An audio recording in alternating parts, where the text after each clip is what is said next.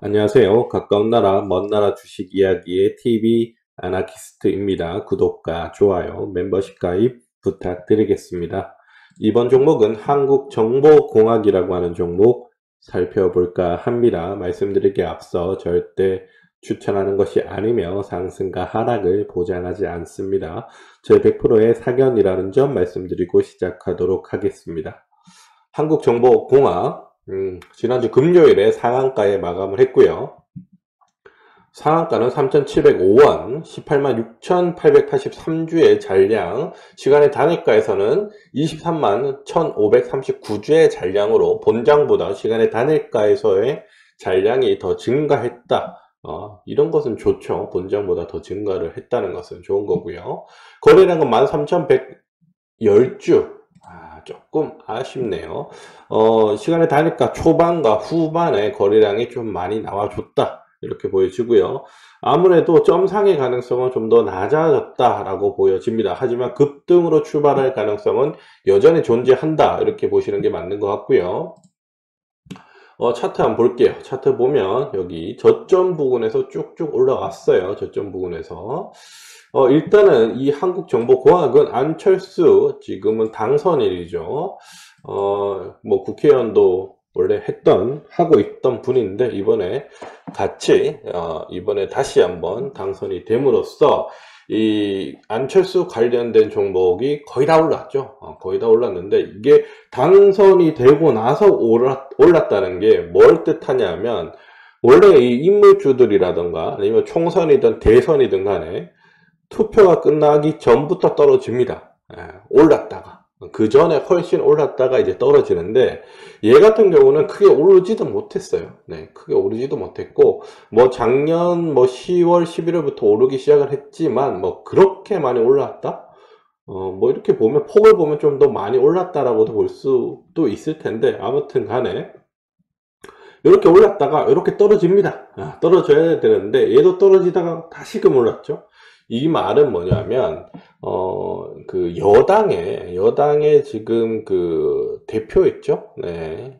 당권 도전을 할 수 있다라는 기사가 나옴으로써 국회의원 말고 여당의 이 당권을 질 수 있는 그런 인물이 될 수 있다는 또 기대감이 지금 작용을 하는 거다라고 보고 있습니다.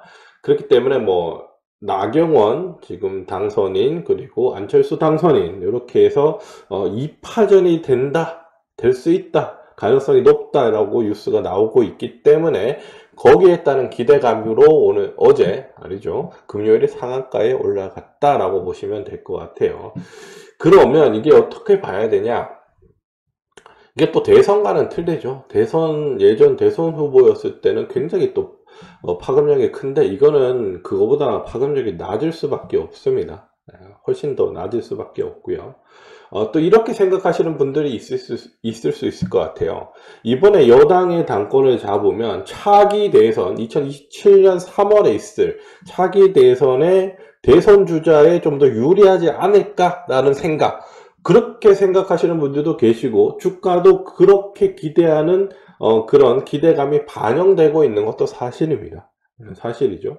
아무래도 당권을 가지고 있던 분이 아무래도 대선 후보가 될 가능성이 유리하게 높다고 보는 게 맞겠죠. 하지만 일단 그거는 시간이 아주는 아니지만 시간이 꽤 지난 후기 때문에 좀 더 봐야 될 것 같다 이렇게 보여집니다. 그렇기 때문에 일단은 이 종목은 저는 일단 수익 실현을 월요일에 시가에서 한 2, 3% 올랐을 때 해줘야 된다라고 보여져요.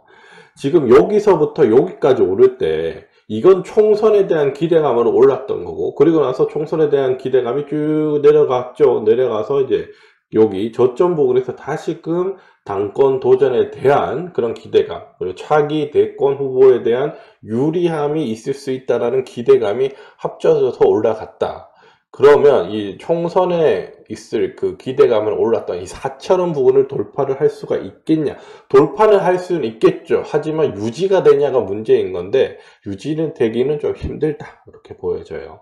그리고 지금 대외적인 여건이 지금 받쳐주지 못하고 있죠. 이란이 이스라엘에 대한 보복 공격을 당했고 이스라엘이 뭐 다시금 재보복 공격을 할 가능성이 좀 더 높다라고 보여지고 있어요. 물론 제 개인적으로는 이란에 대한 직접적인 공격은 이란 본토에 대한 직접적인 공격은 안 할 것 같아요. 뭐 다른 이란이 이제 도와주고 있는 이란이 지원해주고 있는 나라의 이제 무장 단체들 있죠.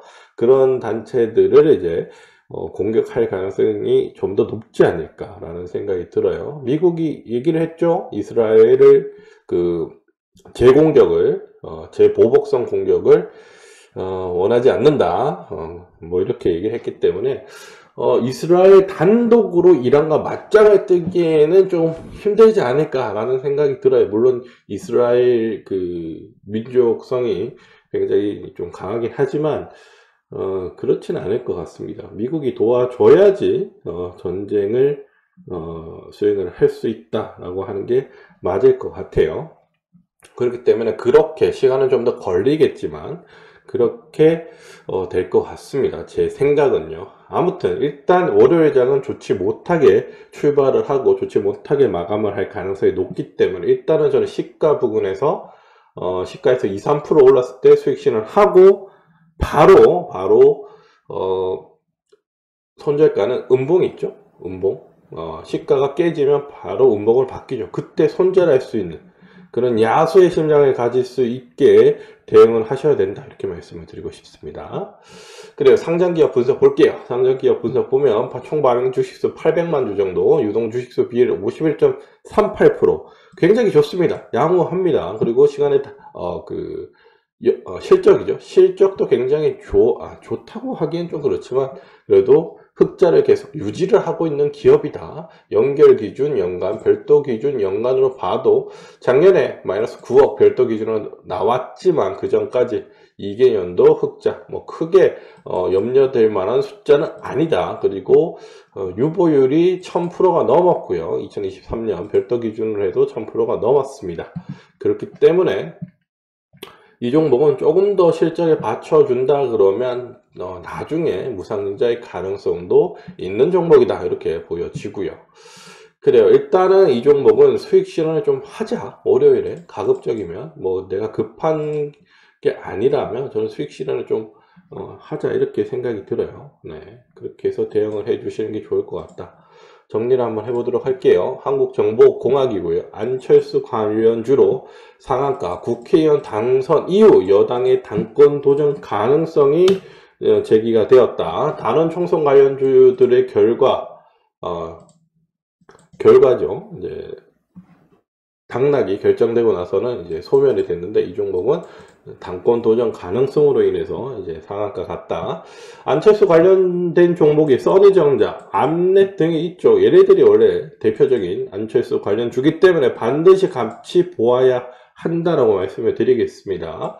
써니전자, 암랩이 만약에 꼬꾸라진다. 얘는 꼬꾸라지지 않고 있다. 그러면 얘도 좀 있으면 꼬꾸라질 가능성이 높다라고 생각을 하시는 게 맞아요. 그렇기 때문에 얘들이 먼저 꼬꾸라진다 그러면 같이 팔자. 네, 빠르게 팔자 이렇게 말씀을 드리겠고요. 현재 대외적인 상황을 고려해야 되겠죠. 이란, 이스라엘 봐야 되기 때문에 월요일 시가 부근에서 일단 수익 실현을 하는 게 맞다. 저는 시가에서 2~3% 위에서 수익 실현을 해 주시는 게 어떨까. 나는 그래도 한번 버텨보겠다 하시는 분들은 손절가는 음봉 전환시 시가 깨지면 빠르게 손절 쳐서 아니면 수익 실현을 해서 대응하는 게 맞다 이렇게 말씀을 드리도록 하겠습니다. 그래요. 한국정보공학 살펴드렸고요. 저는 가까운 나라 먼 나라 주식 이야기의 TV 아나키스트였습니다. 구독과 좋아요 멤버십 가입 부탁드리겠습니다.